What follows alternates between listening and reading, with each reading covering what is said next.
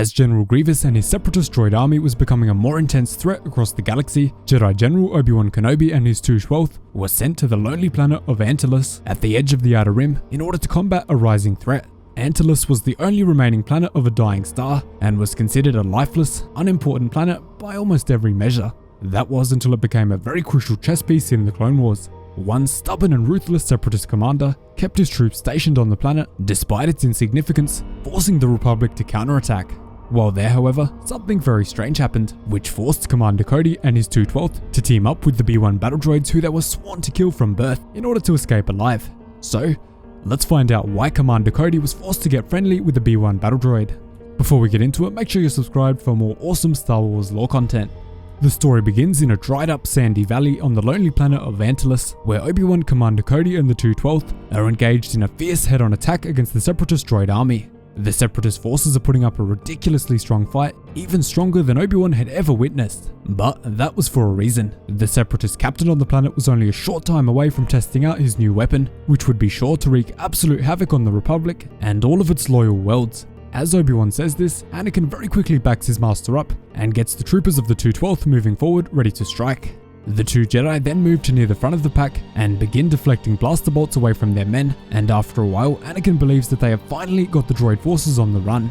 Obi-Wan agrees that they are certainly being pushed back, but is very worried that this is just some sort of trap to lure the Republic forces into their new weapon. Because of this, Obi-Wan tells Commander Cody to order his men to surround the Separatist troopers in a swift pincer movement. At the moment, they don't have enough information about the Separatist plans, so they need a clear visual. Commander Cody very quickly agrees with his general and begins rushing forward, ready to move his men into position. On the other side of the battle, the two Separatists, Captain On and Lieutenant Raynar, notices that the clone forces are now retreating for some reason, before very quickly coming to the realization that they are about to get encircled and trapped. As soon as they notice this, Captain On tells his B-1 battle droid sergeant that he must take his forces to engage the Republic troops head-on and keep them busy by any means necessary, while the two Separatist leaders complete their own part of the mission. While this is happening, Anakin happens to notice a sudden switch in tactics from the Separatists, and Obi-Wan has a sinking feeling that something is about to go horribly wrong. He knows that the Separatists are trying to occupy them while they use their new weapon, and sadly for Obi-Wan, he was actually right. Only moments after he says this, the Separatist captain presses the red button on his detonation device, which causes a massive blast to ring out across the bone-dry floor of the planet, filling the skies with red and orange light as far as the eye can see. Disastrously, many clone troopers from the 2/12 are killed instantly by the explosion, ending the lives of too many brothers far too soon. Fortunately, Anakin, Obi-Wan and Commander Cody escaped the blast with only a few scratches, leading Anakin to say that he's never seen a mine with that much destructive power. If the Separatists manage to detonate a large amount of these, the entire planet will probably be destroyed, and Anakin, Obi-Wan and Commander Cody will be in a huge amount of danger, to put it lightly. Following this, yet another blast rings through the area, and this time even surprises the Separatists who launched it. Lieutenant Raynar asks his captain, the weapon can create volcanoes? But the captain has no answer for that, and instead tells him that the second blast was an unexpected side effect. That's not what you want to hear. This causes a stream of realization to wash over the Separatist captain, and he quickly comes to the conclusion that the planet is unstable, and his new weapon has just made it worse. Because of this, he orders his ship down from orbit to pick them up and escape, but before he can even finish his command, the lava from the unstable underlayer of the planet seeps up and swallows the captain whole, burning him to a crisp. On top of this, the communications are so bad on this part of the planet that there's no chance of even contacting it. The Separatist lieutenant is terrified by his captain's death, and so is Commander Cody, absolutely horrified at what his men must have felt in the moments leading up to their deaths. Cody wants to rush over to his fellow 2/12 brothers and help them escape the lava, but Obi-Wan warns him to keep running because sadly, there is absolutely nothing they can do to save them at this point. As the two Jedi alongside Commander Cody continue rushing through the sandy terrain of the valley, they are forced to dodge, duck and weave through the spouting lava vents, popping up every second and in every direction. Moments after this, Obi-Wan looks back at where they all landed on the planet and is shocked to see that their Republic gunship is now engulfed in lava and won't be taking them off-world anytime soon, or ever for that matter. After seeing this, Anakin asks his master what they can possibly do next, to which Obi-Wan tells him that they need to regroup immediately and pull all of the surviving troopers together. Following this, Obi-Wan faces down the B-1 battle droid sergeant and Separatist lieutenant one-on-one, turning himself into General Grievous for a few moments as he flails his arms wildly in the air, deflecting a large barrage of fire against him.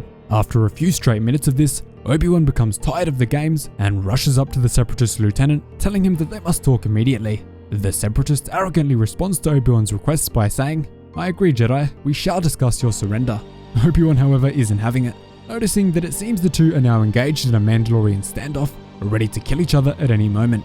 After calming down, Obi-Wan tells the Separatists that they now have two choices. They can either temporarily put their differences aside and work together to leave the planet, or they can continue fighting and die where they stand. The Separatist lieutenant has pretty much no choice but to agree with this, telling Kenobi that they will all be allies until they reach safety.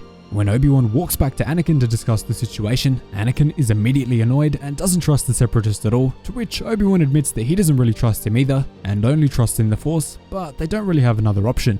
Now at this point, Commander Cody has to deliver the bad news to his brothers. They are going to be fighting alongside clankers. The members of the 212th are initially outraged that they are having to work with clankers, calling them simple, mass-produced tin cans. On the other side of the coin, the B-1 battle droids are equally unhappy with the situation, saying, "Working with clones, finely crafted units like us working with factory-bred meat, disgraceful." Shortly after this goes down, Obi-Wan asks the Separatist lieutenant if he's sure that his ship is intact, because this sector of the galaxy has very frequent meteor activity. The Seppi tells him that it's in orbit right now, protected by a shield, so it should hopefully be okay. Eventually, the Jedi and the clones march alongside the battle droids and the Separatists on a long, perilous journey, until Obi-Wan grabs the Seppi by the shoulders, leading him to believe that Kenobi is breaking their agreement already. Obi-Wan, however, has enough honor not to do that, and instead is literally saving the man's life. He was able to use the Force to sense that there was a large lava burst about to form in front of him. This time, however, it isn't a lava burst that pops out of the ground, but instead, a large swarm of various creatures, each hostile towards the humans on the planet.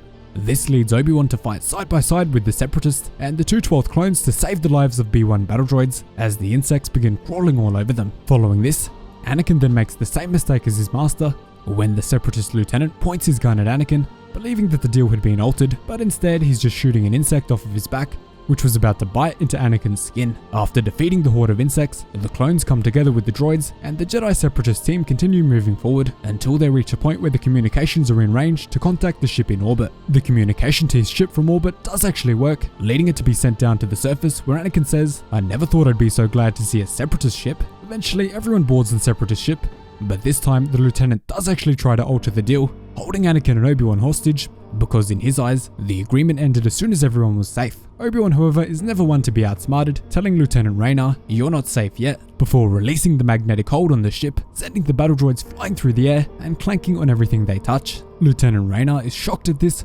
wondering how Obi-Wan did it since the battle droids are supposed to be non-magnetic. Obi-Wan, however, schools the young Separatist, telling him that the lava contains iron, and that the volcano doused the droids with just enough iron to make the magnetic holding system effective on them. As the battle droid is stuck to the ground, he hilariously asks, "Does anyone have any oil? I'm a little stiff." And to end the story, Commander Cody and the 212th are forced to take their armor off to board the ship, since they will also get stuck, and they do so, leaving the Separatist and his battle droids as the only ones unable to move for the rest of the trip. Finally, Raynar asks if he is now Obi-Wan's prisoner, but Obi-Wan tells him that he is not, and that he'll be released to a nearby neutral planet. He will have the burden of explaining to General Grievous how he lost an entire ship and its troopers, as well as the master plans for their new weapon. Obi-Wan then tells the lieutenant, "Let this be a lesson in the conduct of officers. We Jedi keep our promises, even when made to those who violate theirs." Thanks so much for watching, really hope you enjoyed the video. Cheers guys, hope to see you in the next one.